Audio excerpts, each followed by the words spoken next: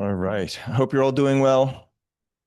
Uh, it's been a bit of a rough patch in the market, especially today. And we've covered some of these reasons in the global macro update. A lot of it has to do with renewed concerns over AI and tech. That will not be one of the subjects of discussion today. Some of it also has to do with a potential end of the ceasefire between the US and Iran. And we will touch on that at the end of today's discussion.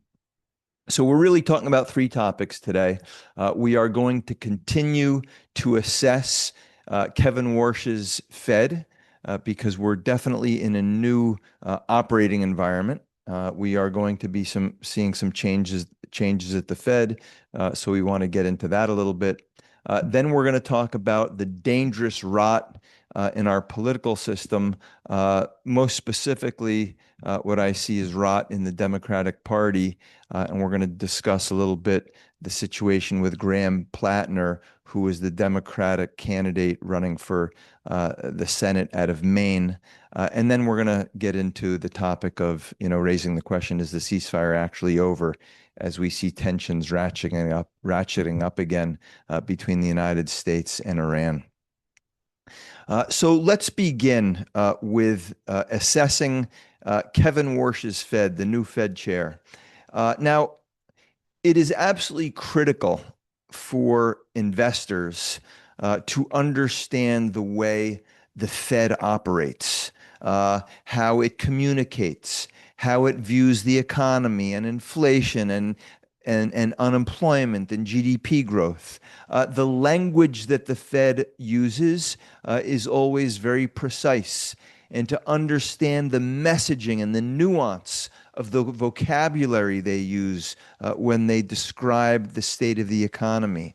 These are really important factors to assess when you're trying to figure out the direction of the market, because the Fed has enormous influence over the direction of the market because it controls the money supply of the country, it controls interest rates, and those have an enormous influence on the economy and on the bond market, the currency markets, the stock market. So really having deep insights into the Fed is incredibly, incredibly useful. And for years, we have been accustomed to a certain approach that the Fed has adopted, and that approach can be captured by one word, and that word is transparency. Transparency. And a key feature of transparency is a concept known as forward guidance. Forward guidance is the Fed's approach in terms of leading investors, guiding investors as to giving them insight as to the most likely direction of interest rates before the Fed actually moves interest rates in that direction. So the Fed likes to telegraph to investors that the direction of travel for interest rates. So if the Fed sees inflationary pressures building, before they actually start raising interest rates, they send messages to investors, to the markets, to let them know what they are going to do in the future. Similarly, if they see deflationary forces coming, or recessionary forces, or forces that mean that point to a slowing economy and rising unemployment, they send messages to the markets, to investors, that they're likely to cut interest rates. And how do they send these messages? Well, they do it through speeches, through interviews with the financial press, through media appearances, right? This is the way the Fed communicates. And of course, the chair of the Fed addresses investors after each meeting that the Fed holds. Now, each Fed member may have their own views.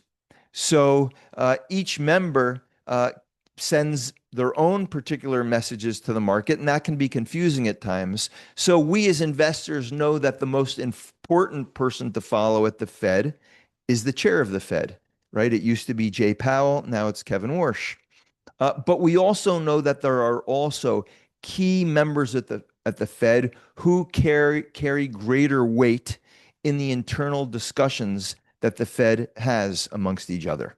And we know to pay, as investors, special attention to those key members. I mentioned that in the past, Chris Waller is one of the most important voices at the Fed. John Williams is another one. We spoke about John Williams last week, and I told you I'm really eager to hear the next time Chris Waller takes to the microphone and addresses the markets. And Chris Waller, a couple days ago, did take to the microphone, and he gave us a very important speech.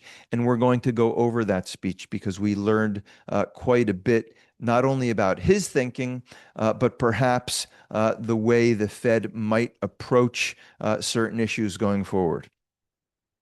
Now, before we get into Chris Waller, the reason why I talked about the importance of transparency and forward guidance is because the new Fed chair, Kevin Warsh, is not a big supporter of extreme transparency. And he's not a fan of forward guidance. He believes that too much transparency and forward guidance, that is, telegraphing to the markets what the Fed is going to do before the Fed actually does it, it makes it more difficult for the Fed to pivot and change its mind in response to changes in economic data.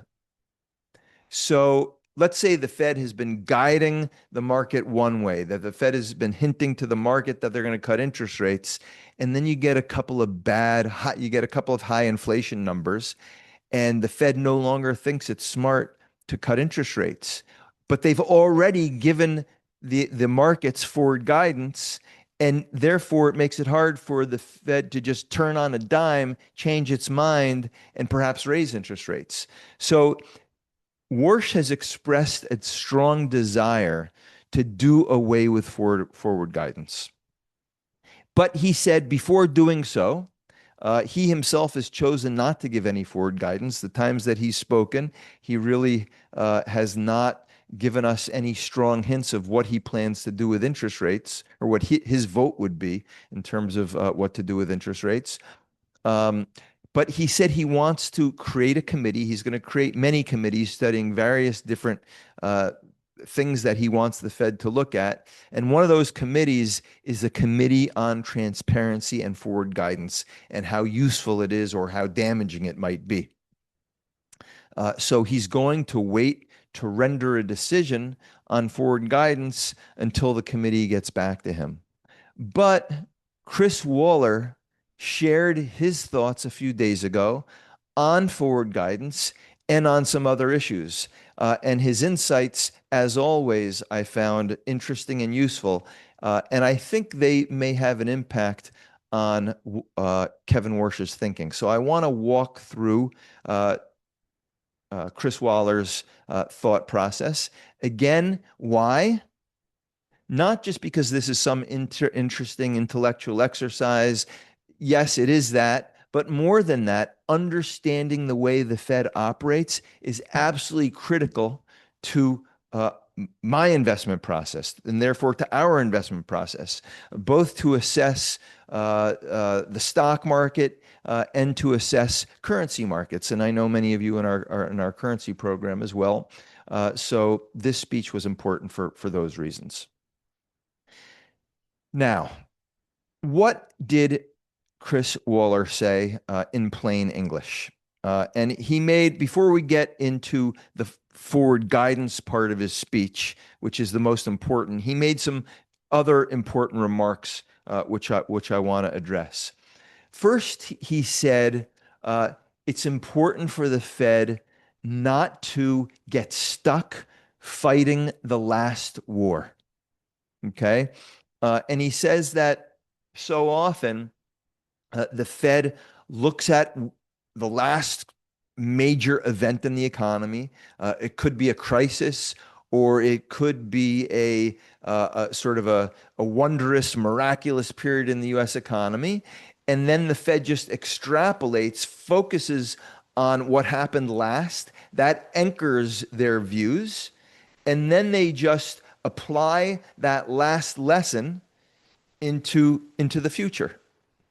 And whatever happens next, they're viewing it through the lens of what happened last, right? And that economists call anchoring, or recency bias, right? Recency bias or anchoring. These are terms that economists use, and he warns against that.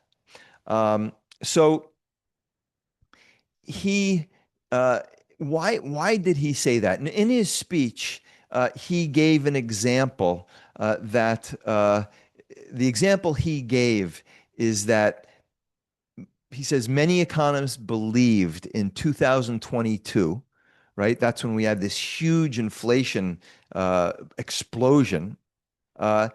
He said that during that time period, most economists believed that that inflation explosion and then the Fed's hiking of interest rates would cause a terrible recession. Now, why did the Fed believe that? They believe that because that is typically what happens when there is really high inflation, and then the Fed needs to really jack up interest rates aggressively. Now, we really, in our history, we've really only had one modern experience with super high inflation and the Fed having to slam on the brakes on the economy and jack up interest rates. And that happened in the 70s and early 80s. And the Fed chair at that time, his name was Paul Volcker, and he jacked up interest rates, and we had a long, difficult, protracted recession after that. And pretty much 100% of economists in 2022 were predicting a repeat of that Paul Volcker experience. High inflation, the Fed jacks up interest rates, and we have a terrible recession.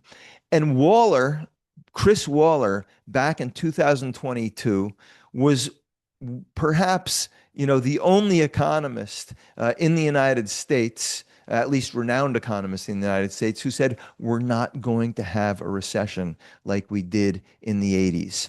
And the reason why we're not going to have a recession is because our starting point is so much different. The starting point in 2022 was we had a very low unemployment rate. Companies were desperate to fill jobs, right? Job vacancies were at the highest of all times. And Waller said what you're going to see from the Fed raising interest rates, you're not going to see firms firing workers. What you're going to see is those vacancy rates shrink pretty dramatically. Okay, so companies that were looking for workers will not be looking for workers anymore, right? They're not going to be advertising no help wanted ads anymore, right? Those help wanteds will essentially shrink. And that will be the impact of our higher interest rates. We're not going to see companies firing workers like we did in the 80s. So that was Chris Waller's forecast. He's saying economists don't have recency bias. Don't look at the last episode of really high inflation, because our starting point is very different. Our starting point is companies are desperate to hire workers. Okay, and he was right. And one of the things that Waller said in his speech a few days ago is, I was right. Okay. Now, why did Waller bring up this point? Why did he bring up this point? I don't think he brought up this point because he thinks we're headed for another major inflationary episode and that we're going to have to raise interest rates again like we did in 2022. And when the Fed raises interest rates, it's not, it'll be like 22 and it's not going to cause a recession. I think he was making he was using this example to actually make an entirely different point. And his message really was to Kevin Warsh. Kevin Warsh has been saying that the AI boom is just like the tech boom of the 1990s, the early 90s. And in the early 90s, the tech boom led to a period of low inflation. Okay. Because we had all this new productivity. Workers were able to produce more. And that increase in GDP growth was not inflationary. Typically, when you have faster GDP growth, it's because of strong demand. And strong demand by consumers leads to inflation. But Warsh believes that in the 90s, and he's right, in the 90s, we had stronger GDP growth, not because of stronger demand, simply because workers were producing more per hour because technology allowed that. It allowed each worker to become more productive. So we had an expansion in GDP without inflation. And Warsh believes we're going to see a repeat of that. And what Chris Waller is saying is don't get stuck on the last data point. Don't be biased by the last technology boom. This one might be different. And our starting point, we're starting with much higher inflation than we did in the 90s. And the AI companies, they need to ramp up. They need to build data centers. There's all this demand for new energy sources. And it may not be deflationary. It actually might be inflationary. So I think he's sending a subtle message to Kevin Warsh. Don't think that we are on the precipice of a low inflationary period. Just because we had that in the 90s, don't think we're going to see a repeat of that. Today's situation is different from the 90s. So I think that was an important message. Then then Chris Waller made a second point. And this point was that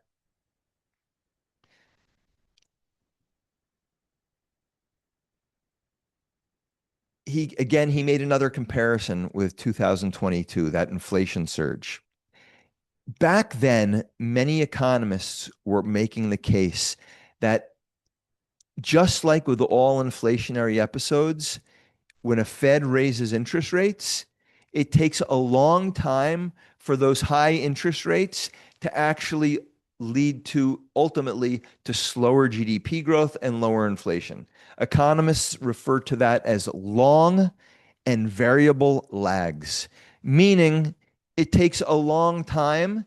Sometimes it could take 12 months before we start to see between the time the Fed raises interest rates and before we start to see lower inflation. It could take 12 months. It could take 18 months. It could take 2 years. It could take 2.5 years. So Waller back then said, you know what, you economists, you're making a mistake. Because we're raising interest rates, again, this is back in 2022 and 2023, because we're raising interest rates so fast and so aggressively, you're going to see inflation come down much faster than we have in the past. And once again, Chris Waller was right. Most economists were wrong. It didn't take all that long, right? Within a few months, we saw inflation rates going from 9% down to 4%, down to 3%. It happened much, much faster than 99.9% of economists anticipated. Now, what was the message that Waller was saying here? Okay. This time, I think he was saying something a little bit different to Kevin Warsh, the new Fed chair. He's saying, look, I am often right. Chris Waller is telling Kevin Warsh, I am often right. You, of all the people at the Fed that you should listen to me. And I know you've put together all these study groups that are going to come back to the Fed and they're going to make their recommendations. But you have a brain trust here, and that brain trust is me. I've been right on the big issues when the herd was wrong, and I nailed it. So he's telling Kevin Warsh through this speech that he's making to the public, listen to me, pay attention to me. You've got a top-notch economist sitting at this table with you. Pay attention to me. And I think it's an important message, and I think he's right. I think Chris Waller is 100% right that Kevin Warsh should pay close attention to what Chris Waller says. Okay. Now let's get into what I consider to be the most important part of the speech. And this is the part of the speech on forward guidance. What Chris Waller says is that forward guidance, remember, forward guidance is the Fed sending signals to the market, clear signals to the market, preparing the market for what the Fed is going to do with interest rates before the Fed actually moves interest rates. Okay. So what Waller says is it's a powerful tool, but you have to be careful with it because it has the potential to be dangerous. So he's saying don't get rid of it, but use it with care. And it's not always appropriate to use it. Sometimes you shouldn't use it. Okay, let's get into the details of exactly what he said. So he goes back to 2021. And this is when we had this big inflationary surge. At least it was beginning. The inflationary surge was beginning. It hadn't really kicked in yet. And the Fed at the end of 2021 began to send clear signals to the markets that they were about to raise interest rates pretty aggressively. Now, they didn't do their first interest rate hike until March of 2022, but they began to send the signal that rate hikes were coming by early December of 2021. And just by hinting that interest rate hikes were coming, you had bond yields begin to adjust, right? Bond yields began to go up and the stock market began to go down before the Fed actually raised interest rates. And that's important. Why? Because it starts to tighten financial conditions faster than what the Fed could do by raising interest rates, faster and earlier. So this is an example of forward guidance being a very powerful tool. In fact, in the fall of 2021, okay, when the Fed, fall, winter of 2021, when the Fed started to send those messages, the 2-year yield, that is the government bond yield on 2-year government bonds, it rose by 2%, 200 basis points before the Fed made a single move on interest rates. Okay. And that's all due to forward guidance. And there's no way the Fed would in one fell swoop raise interest rates by 200 basis points. But they could send messages to the market and allow the market to adjust ahead of time before the Fed even moved. And that's incredibly, incredibly useful. Okay. That way, inflation could start coming down even before the Fed starts to act. So that's the importance of language, right? It's also that makes it also important to understand what the Fed is telling you, right? That's why investors like me pay so much attention to the nuances in the language, right? Because the Fed doesn't say it outright. They don't just say, we're going to start raising interest rates in March. That's not the way the Fed communicates. They send little hints. And with those hints, you figure out what the Fed is going to do. Okay, so that is Chris Waller giving the virtues of forward guidance. But now, in the next part of his speech, he's going to criticize forward guidance, and he's letting us know when it can do harm. So he goes back now to a year prior, before 2021. He's going to 2020. And in 2020, at that time, the Fed made the promise, this is during COVID, that the Fed promised that the Fed would keep interest rates near zero for a very, very, very, very, very, very, very long time. And I can't put enough varies on the description. They made it sound like they would never raise interest rates ever again. Because at that time, in 2020, the unemployment rate was approaching 16%, 16%, the highest, it's been since the Great Depression of the late 1920s and early 1930s. And they said that they wouldn't raise interest rates until employment was very low. Okay, so it was at 16%. Very low means like 4%. So how long would that take? Years and years and years. That was the mindset. They also said that they wouldn't raise interest rates until inflation exceeded 2%, their 2% target, for some time. So they're not saying we just want inflation to get back to 2%. By the way, inflation was close to 0% at one point in 2020. So to not only reach 2%, but to exceed 2% for some time. Some time is like open-ended. That could be, again, years. So when they're sending that type of message to markets, to investors, they made it sound like they would essentially never raise interest rates ever again. But then there's a problem, right? Warsh tells us. And the problem was inflation exploded. It starts exploding anyway in 2021.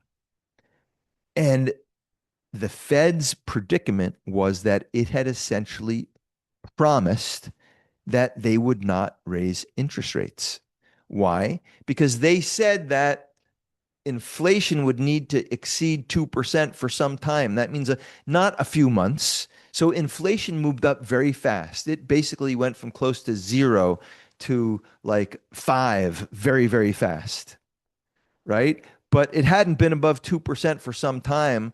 So above 5 for a few months, that doesn't seem to qualify.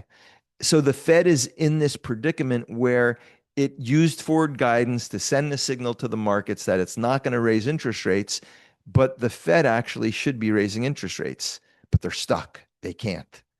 So Chris Waller tells us the Fed had painted itself into a corner, right? And by 2021, they should have been raising interest rates, and they just felt like they were stuck. They couldn't. And they were trying to figure a way out of this box that they had put themselves in, right? So in simple terms, right, the Fed made a promise during a set of circumstances where that promise was fine, right? We're not going to raise interest rates. But then the circumstances changed dramatically, and that promise had to be broken. And how does the Fed break a promise? Very difficult. So here's an example when forward guidance backfired. Okay, so we've given 2 examples so far. Example number 1 is when forward guidance is super useful, right? Example number 2 is when forward guidance puts you in a box and you make a promise in time period 1, but in time period 2, the economic circumstances are dramatically different. And now that promise is backfiring on you. And you got to break the promise, and you try to figure out how you're going to break that promise. And they didn't break the promise until the inflation genie was out of the bag and wreaking havoc in the U.S. economy. Now he goes on and gives a third example of when forward guidance isn't so good. And he gives an analogy. And I think you could give a better analogy than the one he gave, and I'll do that in a minute, but let's use his analogy. He says, let's say that you're driving down the road, and the light turns yellow. You have 2 choices. Choice number 1 is you slam on the brakes and stop, right? And you screech on the brakes, and you just manage to stop right before you go through that intersection. Or the other option is you put your foot on the accelerator and get through that yellow light as fast as possible, right? What you can't do is stop in the middle of the intersection because then you're headed for trouble. You're going to cause a traffic accident. So he says that this is a situation that policymakers often find themselves in. They are in a situation where they're not exactly sure what to do. They don't know if they should raise interest rates or cut interest rates. And depending on what they do, they will have two entirely different outcomes. So let's give an example of what he's talking about. And the best example is right now. Right now is a good example. And I think that's why he gave it. So we just had a pretty big increase in oil prices, right? We just had a pretty big increase in oil prices. And that increase in oil prices caused a spike in inflation.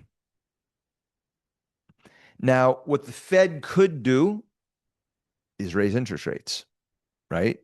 To stop that rise in inflation from getting worse.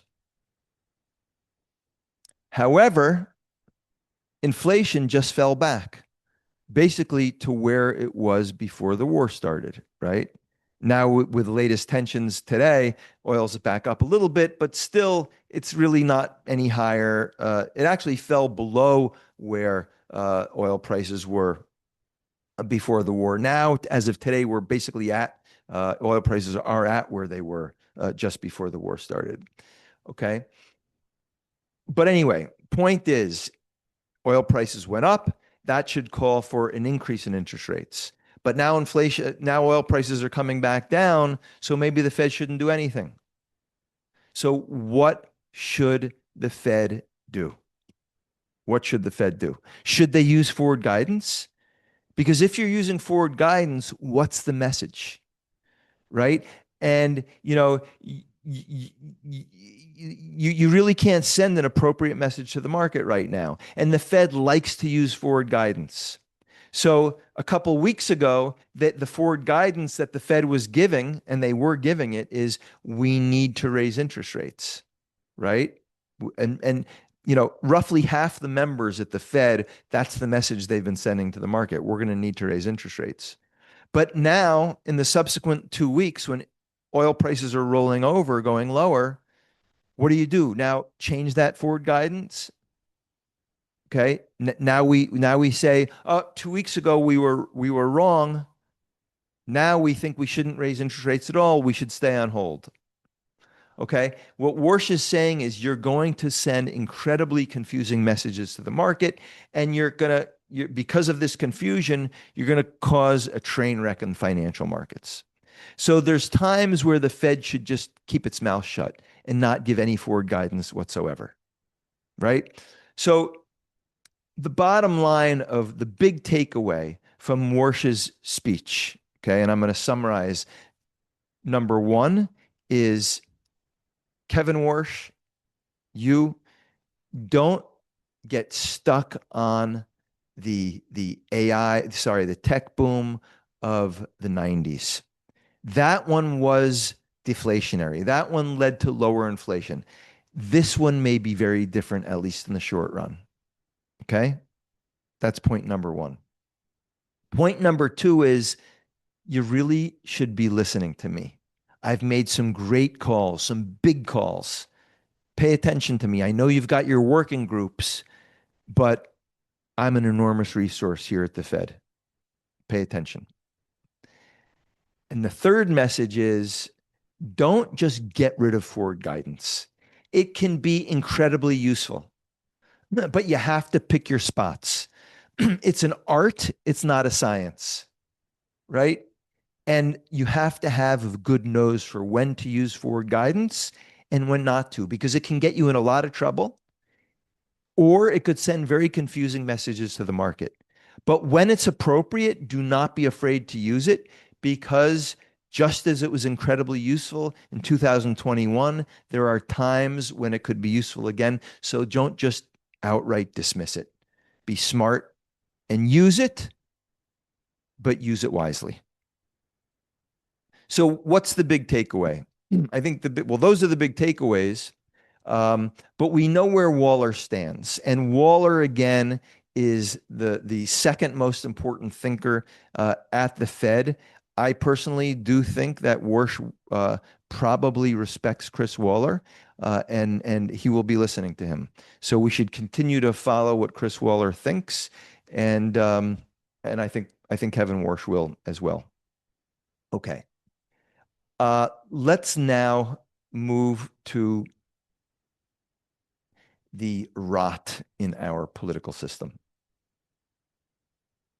So, you have probably heard about this breaking story that a 41-year-old woman from Maine, who used to date Graham Plattner, who was the Democratic candidate for Senate from Maine, she claims with a lot of hard evidence that 5 years ago, a drunken Graham Plattner broke into her house.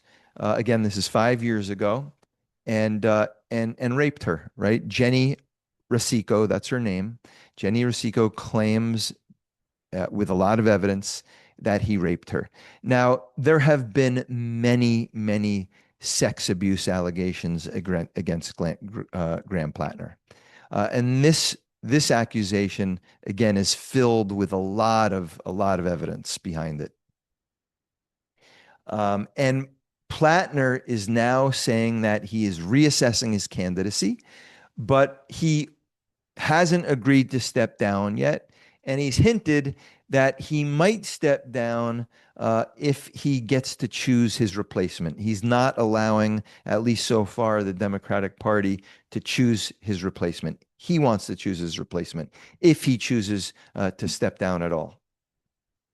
So, this case is very important, not just because of the allegations, right, against him, but more so because the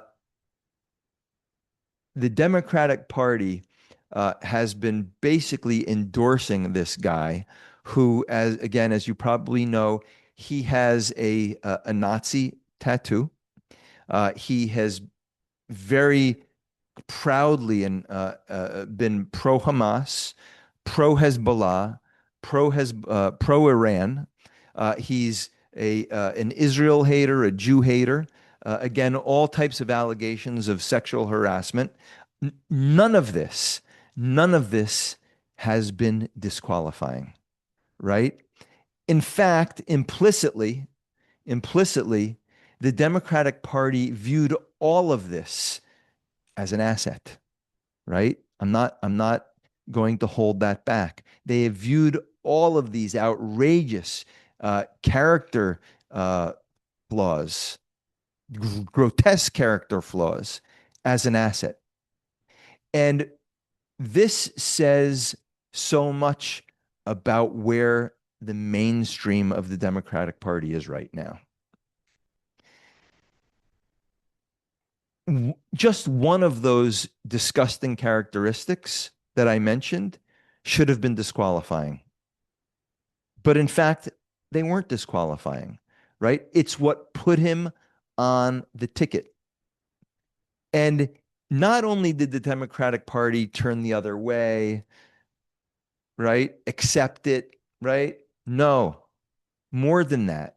They stood behind him. They backed him 100% because of his extreme views, because of his misogynistic comments, because of his anti-Semitic comments. They embraced him.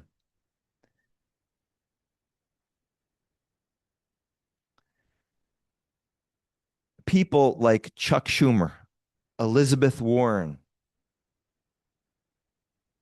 they absolutely endorsed him enthusiastically, right? And again, his Nazi tattoo, his support for Hamas, Iran, and Hezbollah, right? Not only did they not bring him down, on the contrary, his embrace of these ideologies. They just made him stronger. And ultimately, it took one courageous woman to bring him down. Now, how could anyone be surprised that a guy with a Nazi tattoo isn't a good person, right? Is that a surprise that a guy with a Nazi tattoo would do really horrendous things? But again, the Democratic Party didn't misjudge Plattner, right? They didn't just they didn't just accept him. They defended him. They defended him from accusations of physical abuse. They defended him from mocking our military veterans. They defended him for blaming women for their own sexual assaults, right? They defended his anti-Semitism. And I just want to quote some of his defenders. Bernie Sanders said, "I'm going to do everything I can to make sure that Graham Plattner is the next senator from the state of Maine." Elizabeth Warren called him my kind of man, right? They knew Plattner was a Nazi. They knew he was an abuser of women, and they proudly stood by him. The New York Times, which is really, in many ways, the mouthpiece for the progressive Democratic Party. The New York Times used what's known as a catch and kill strategy. What's a catch and kill strategy? Catch and kill is when you capture a story, right? And you write the story up, and then you make it out as if the story is nothing, a big nothing. Okay? So the New York Times was the first one to have possession of this story of this rape. Okay? And they wrote about it. But the way they wrote it was, it's a big nothing. It's a big nothing burger, right? It's a he said, she said story. There's no evidence. It's nothing. So that's a catch. They catch it, but then they kill the story because they make it sound like it's a big nothing. So that's called catch and kill. Now, why did they do this? Because if it's the New York Times, the most widely, still today, by far, by multiples, the most widely read newspaper in the United States, if they kill the story, then no other media outlet is going to pick it up. Maybe some right-wing outlets pick it up, but then it'll be just a right-wing outlet, and that can be dismissed because they're ideological. But then another left-wing journal picked it up, Politico, and they told the truth. Politico, credit to them, because it is also of the left, they told the truth. They told the truth. Now, so the catch and kill didn't work. It blew up on the New York Times. Now, this isn't the first time a story blows up on the New York Times. It doesn't stop them from doing it again and again and again. And they will continue to do it again and again and again. But the point here, and the point of what I'm saying here, is we are seeing a special type of rot that has infected the Democratic Party. And if it's infected the Democratic Party, that means it's infected not far from 50% of our population, right? And this rot, a lot of people talk about, the Trumpian excesses and all the bad things Trump has done.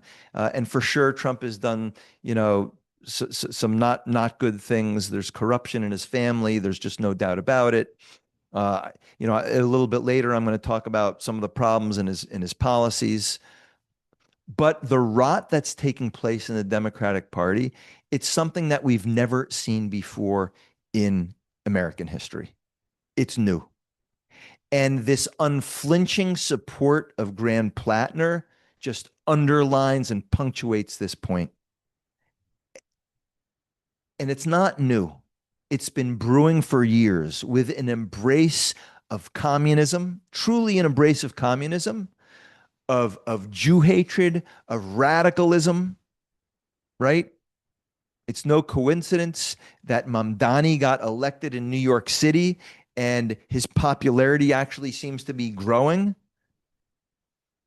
It surpasses anything we've seen in our political system ever before. And last week we talked about, saying that there was a genocide committed by Israel in Gaza.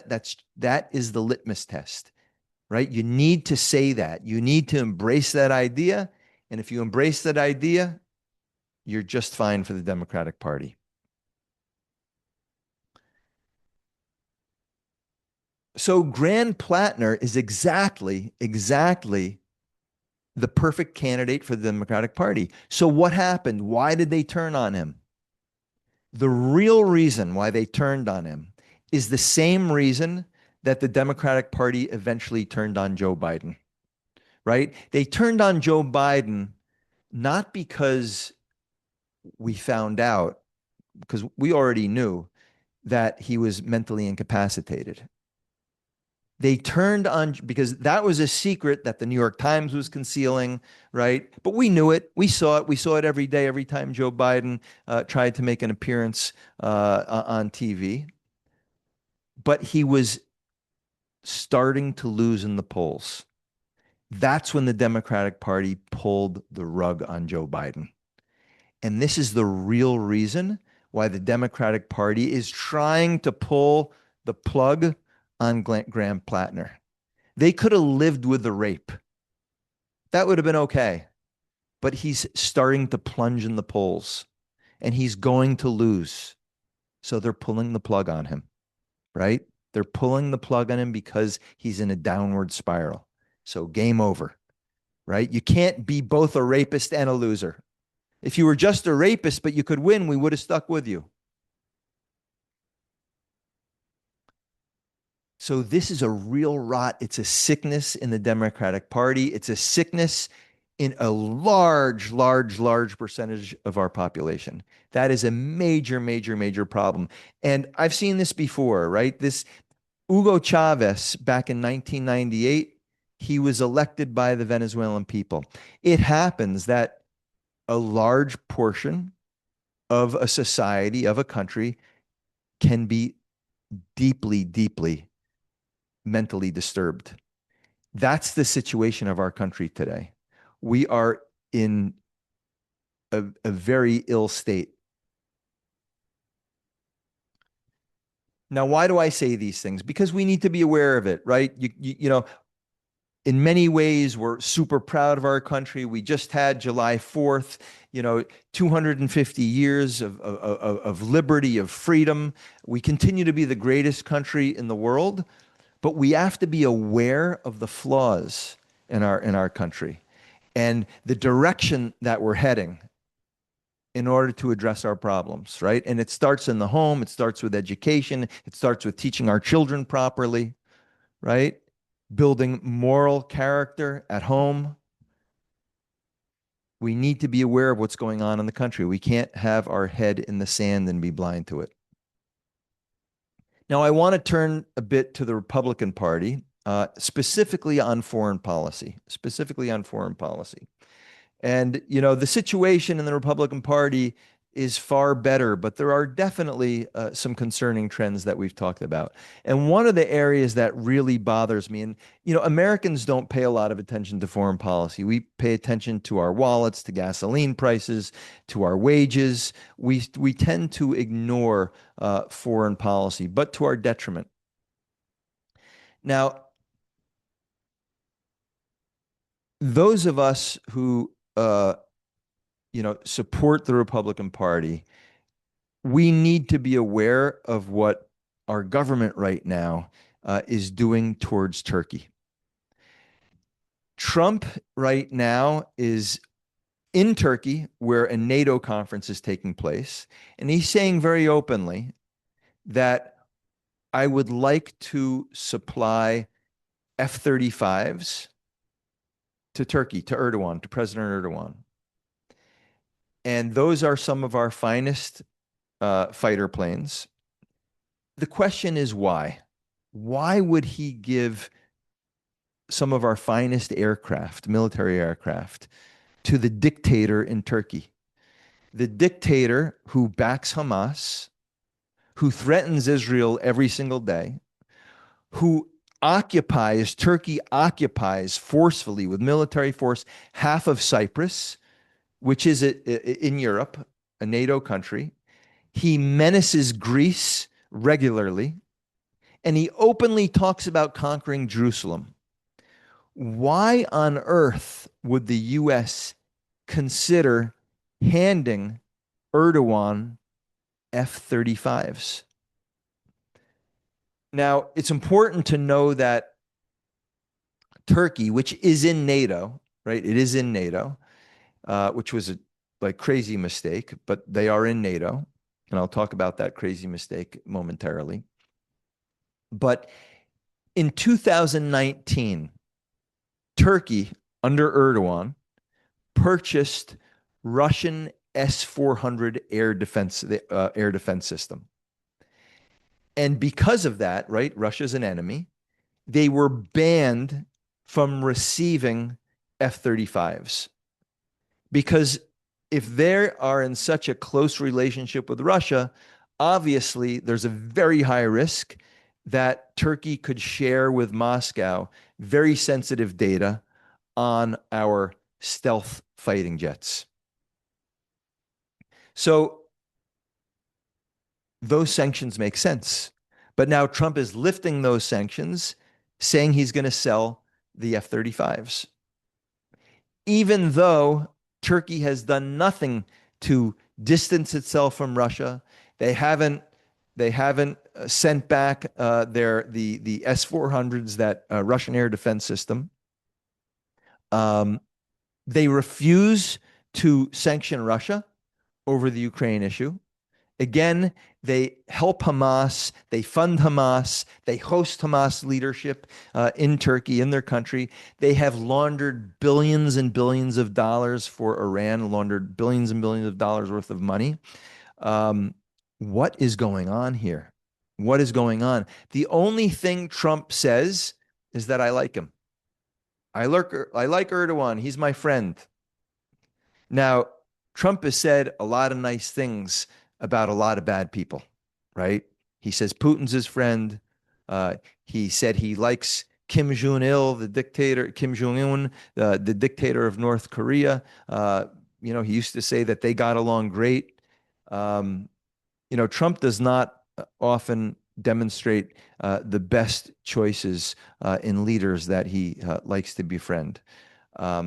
So this is a major, major concern, right? Trump just a week ago or 2 weeks ago was saying that, the new Iranian leadership, they're a bunch of nice guys. It's a new regime. We did regime change, right? Trump says a lot of things, and he's often, at least in the short run, he seems to be misguided. So this is a bad mistake. He's going down a wrong, incorrect path, and he needs to be called out for this, right? Hopefully, there'll be people in Congress which put their foot down and don't allow this to go through.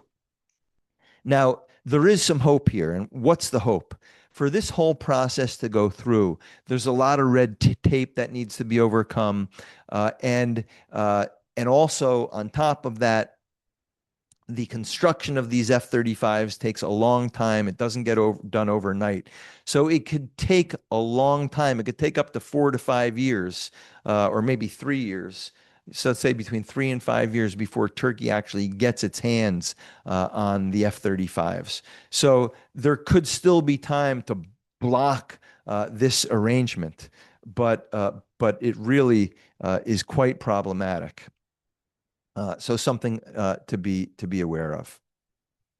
Now, with the remaining minutes left, I want to discuss Iran and what took place in Iran overnight and into so far this morning. So over the last few days, Iran has attacked 3 international ships that were traveling through the Strait of Hormuz. 2 of those ships were struck. One of them, the missiles were launched, but were either intercepted or missed, probably intercepted. We don't have all that information at this point. So the United States has responded in two ways. Number one, the United States has eliminated a license for Iran to export oil. So that's important because Iran has been getting a lot of money in recent weeks from exporting their oil. Now the United States says you can't export that oil anymore. Now the question is the U.S. going to go and take the next step and start running down those ships and making sure that they don't deliver the oil? But at least on paper, we've taken action. And number two, last evening and overnight, the United States hit something like between 70 and 80 Iranian military targets. And this time, at least according to the U.S., the strikes were significantly harder and more targets were hit than the last time we did this a few weeks back. So these are the actions that the United States has taken. Perhaps more importantly were Trump's words. And Trump was asked a question early this morning. Is the ceasefire over? Is the memorandum of understanding that the U.S. signed with Iran done? And Trump responded by saying, as far as I'm concerned, it's over. He went on to say these are sick people. They're vicious, violent people. But then, of course, Trump hedged a little bit. That wasn't the end of his statement. He said, I'll speak to our negotiators. They like to negotiate. They're nice people. They want to talk, meaning they are nice people, meaning our negotiators, Witkoff and Kushner. They're nice people. J.D. Vance as well. They want to keep talking. But as far as I'm concerned, there's nothing to talk about because the Iranians are liars. We make a deal and we announce that we made a deal on the nuclear issue. And then the Iranians come out and say, we never discussed the nuclear issue. They're liars. He says they're cuckoo. As far as I'm concerned, it's over. Now, it's interesting, right? A week or two ago, Trump was saying these are nice people. They're different people. Today, he's saying what we already knew. These are the exact same people. This is a theocracy. They are completely untrustworthy. They want to destroy Israel. They ultimately want to destroy the United States. They will never surrender their nukes. They will never surrender anything. They're master negotiators. They out-negotiate the United States always throughout history, and until today, they continue to out-negotiate the United States, right? Trump himself said it months ago. They lose every war, but they win every negotiation. And it happened again this time. But as we suspected, Iran overreached because they didn't think Trump would have the stomach to go back to war. And I'm not saying we're about to go back to war. I think we're probably not about to go back to war, right? And who knows? We're always one truth social away from a miraculous resurrection of the negotiations, right? Trump in an hour could say they're great people again, right? They're not going to do nukes. We're in good shape. Everything. I don't think that'll happen. I kind of think Trump has learned his lesson, but I don't think we are about to go to all-out war. Why? Midterm elections. I suspect Trump really wants to do everything he can to get through those November elections. I think where we are right now is probably back to shortly after April 8th, when we didn't have peace, right? That's when the ceasefire was announced, but we didn't have peace, but we didn't have war.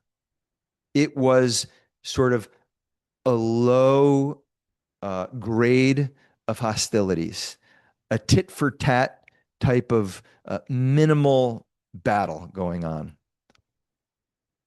I think Trump's preference is to keep it at a low simmer until after midterms. Now, will he get his way? Who knows? Impossible to know. But I think that's where we are, a low simmer, a low boil. And after midterms, I don't think Trump is going to have much of a choice. There is no one on the other side to talk to. And for the first time, maybe, although we can't guarantee it, right? Who knows? We're always one Truth Social post away from a surprise. But I suspect Trump has probably learned there's no one there to talk to. Do I think Kushner has learned it? No. Do I think Witkoff has learned it? No. Do I think Vance has learned it? No. But Trump probably has learned the lesson. Now, that means that we're going to be in for some volatility for the markets, right? But ultimately, markets should do well. And if ultimately we do the right thing, the markets ultimately will perform incredibly well. So that's it. Yes, Angela, it's been painful to watch. I agree. Comments, questions? If not, we will get back at it next week, and we'll see you. Alan, you have a question? Or you're done? All right. Thanks, everybody. Appreciate it. Thank you, sir. Thank you.